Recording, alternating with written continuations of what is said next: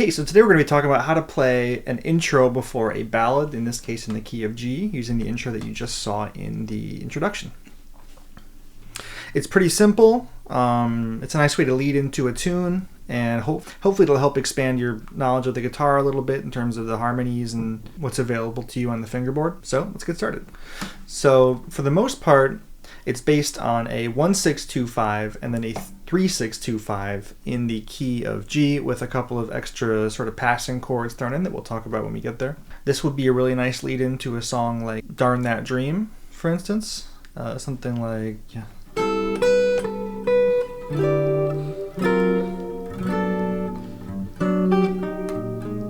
Right, that would be a really nice intro for that.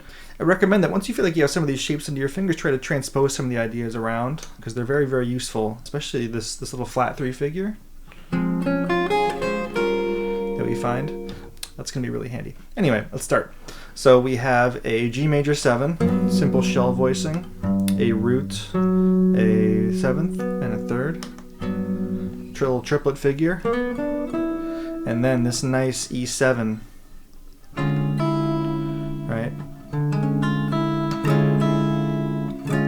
In this case, it's a rootless voicing, so we're not. You certainly could. I don't really find it necessary. I sort of like the texture of not having the root in there at that particular juncture. So the cool thing about this chord is we have our 3rd and our 7th, right here. And then we also have this upper structure. So an upper structure is a triad superimposed over the 3rd and 7th of a dominant chord. In this case, this would be a sort of like a C sharp. It's like a C sharp triad in second inversion with a D on the bottom, right? And this gives us this really nice sort of diminished flavor, diminished scale flavor, right? And of course, with any kind of diminished chord, you can move it up in minor thirds and get some really nice sounds, right? So we have, right? Another triplet figure, right? Sort of enclosing that A minor. Okay.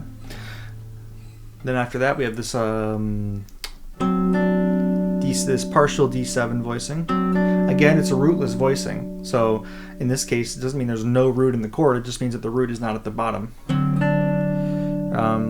What you'll find is that once you start ditching the root of the chord, comping on the guitar becomes much easier because you really don't have to do it all the time. In fact, if you withhold it and then introduce it again later, it's a nice effect. So speaking of that, in the next chord, so we have this partial D7 and then this F sharp 7. So you might be asking, well, what is an F sharp 7 doing in the key of G? In this case, it's the 5 of the 3 chord. So we have this partial D7, then also this nice octave motion between here. Really nice. Leading to the 3 minor 7, the B minor 7. And instead of going to the 6 again, which is definitely an option, we instead go down a half step to that flat 3 minor 7, right? Which is sort of like a 2-5 to A flat. But we approach it like this.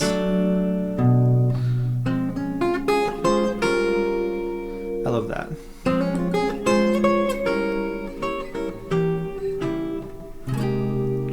Right? It's almost like pianistic or something. It's like a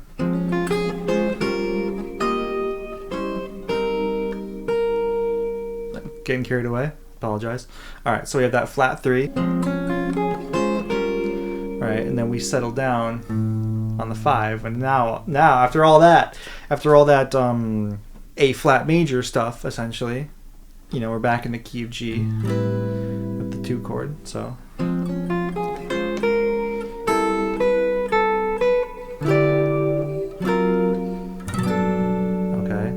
So this last measure here is the most important part of this whole introduction, okay? Because regardless of how long your intro is, it needs to be very obvious where the band is supposed to come in, because nobody likes when the tune just sneaks up on them, okay?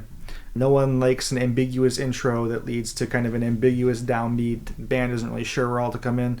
So in order for this to land, the key is to really nail in the downbeats as you get closer to the point where the band is supposed to enter.